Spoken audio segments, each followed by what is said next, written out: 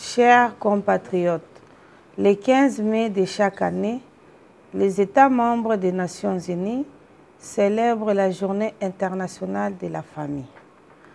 En effet, c'est en 1993 que l'Assemblée générale des Nations Unies, dans sa résolution R/RES/47/237, a proclamé le 15 mai Journée internationale de la famille afin de mieux faire connaître les questions liées à la famille et d'accroître la connaissance des enjeux sociaux, économiques et démographiques qui l'affectent. La commémoration de la Journée internationale de la famille nous amène à réfléchir sur les enjeux de l'ère et la possibilité de mettre en place une politique nationale réactive en faveur de la famille afin de réduire les inégalités et la pauvreté. Pour cette année 2023, le thème international retenu est Tendance démographique et famille. En ce qui concerne la République démocratique du Congo, le gouvernement a retenu les thèmes la stabilité de la famille congolaise et enjeux démographiques. Chers compatriotes, la famille est la cellule de base d'une nation. De sa stabilité dépend le développement. C'est dans cette optique que la déclaration de Copenhague reconnaît la famille comme l'unité de base de la société, mais aussi son rôle dans le développement intégral de chaque nation. À ce titre, elle a droit à la protection de l'État et au soutien de tous. Cependant, tout changement démographique impacte la vie et le bien-être de la famille. Et la République démocratique du Congo n'échappe pas à cette réalité.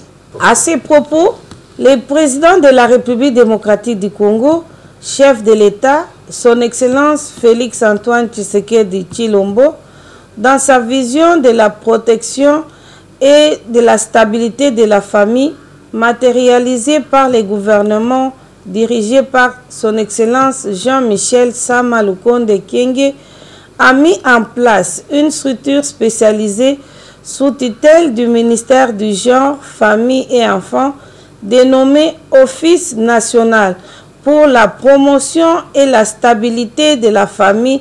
Outre cette structure, plusieurs réformes ont été apportées dans le cadre normatif en vue de la protection et de la stabilité de la famille congolaise, dont les codes de la famille. De ces réformes, je peux citer quelques innovations, à savoir la suppression de l'autorisation maritale pour la femme mariée et l'obligation faite aux époux de s'accorder pour tous les actes juridiques dans lesquels ils s'obligent individuellement ou collectivement. L'exigence du respect de la considération mutuelle des époux dans leurs rapports sans préjudice des autres obligations respectives qui leur incombent dans la gestion du ménage. La suppression de l'émancipation automatique du mineur par l'effet du mariage, sans préjudice de l'émancipation judiciaire du mineur à la demande motivée des parents à défaut du tuteur.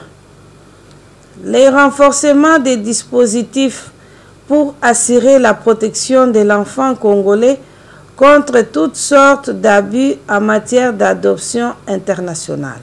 Bien plus, le président de la République, chef de l'État, a initié et mis en place des actions propices à la promotion et à la stabilité de la famille, notamment la gratuité de l'enseignement de base, la couverture santé universelle. Je ne saurais terminer mon message sans exprimer ma solidarité envers les nombreuses familles, tant à l'Est que dans d'autres parties de notre pays, qui souffrent des affres de la guerre injuste, des conflits armés, ainsi que de toutes les catastrophes naturelles qui les déstabilisent.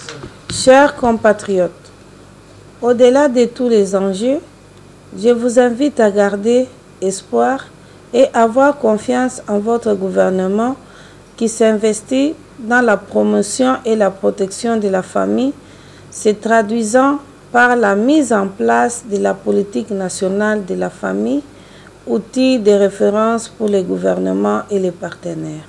Que vive la République démocratique du Congo, que vive les ministères du genre, famille et enfants, que vive la famille congolaise. Je vous remercie.